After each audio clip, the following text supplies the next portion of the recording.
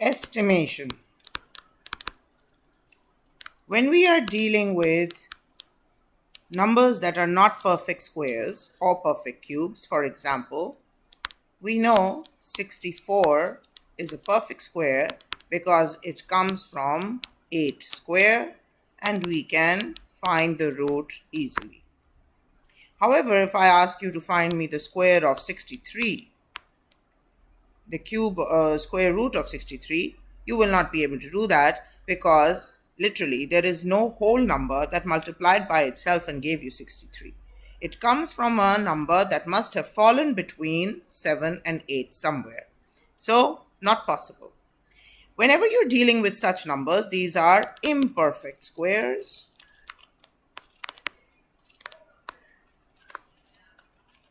While the numbers you had been dealing with so far were all perfect squares. Exactly the same way, we have perfect cubes. Let's say 27 is a perfect cube because we know that 3 timed with itself 3 times, and that's how we got to 27. This is a perfect cube. However, if I ask you to find me the cube of, let's say, 29, you won't be able to do that because it is an imperfect cube. To get to the exact answers of imperfect squares and imperfect cubes, one should be using a calculator. However, in grade 7, we do not use calculators and we rely on a concept which is called estimation.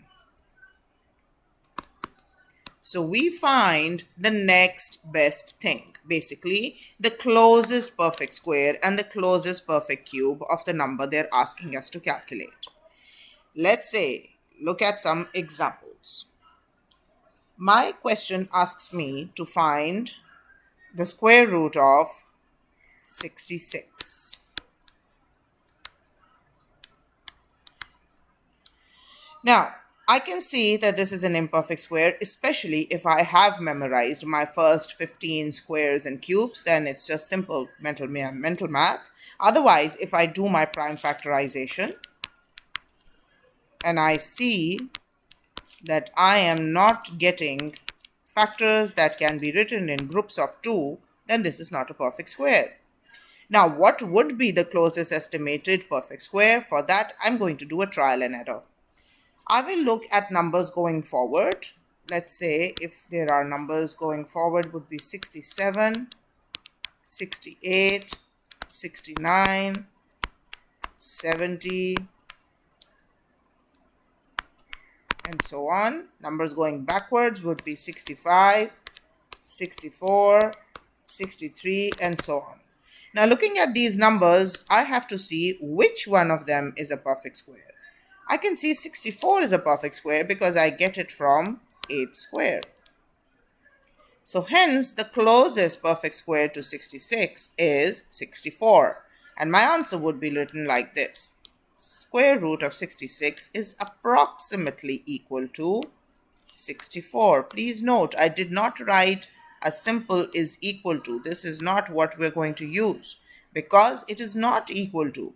But we're going to use these wavy lines that say they are estimated to or approximately equal to 64, which is equal to 8 square, meaning the root, which is 8. All right. Similarly, let's try out an example of a cube root, which cannot be solved accurately. So let's say I have a cube root of number 218. All right, let's try this one. 218. This is a cube. Now, if I'm going to solve this, first let's check. Is it a perfect or an imperfect?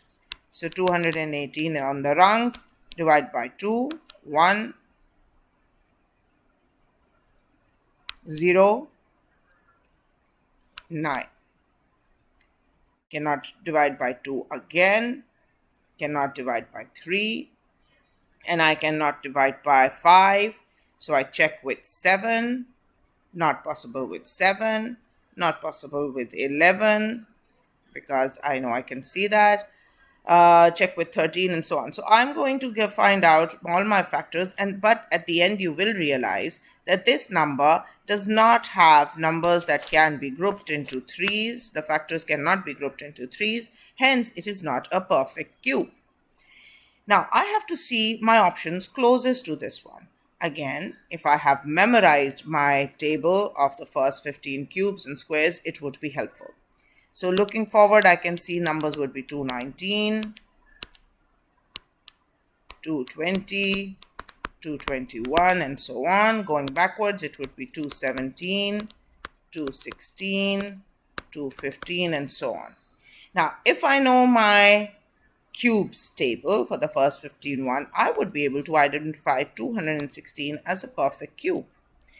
Let's see, do I get 216 as a perfect cube? I can see this, it divides with 2, so I'm going to get 108. Again, divisible by 2, I get 54. Again, divisible by 2, I get 27. Divisible by 3, 9, 3, and 1. So yes, I get groups of 3's here. So this has come out from 2 cube times 3 cube, which is basically the cube of 6. So you're going to write this in this form. You will say cube, you will say 218 is approximately or estimated to be closest to cube root of 216, which is equal to cube of 2 times 3 cube, 2 cube. So basically you follow the simple cube root process. After this, cancel out the powers and you are left with 2 times 3, which means 6. So your answer is that cube root of 218 is approximately equal to 6.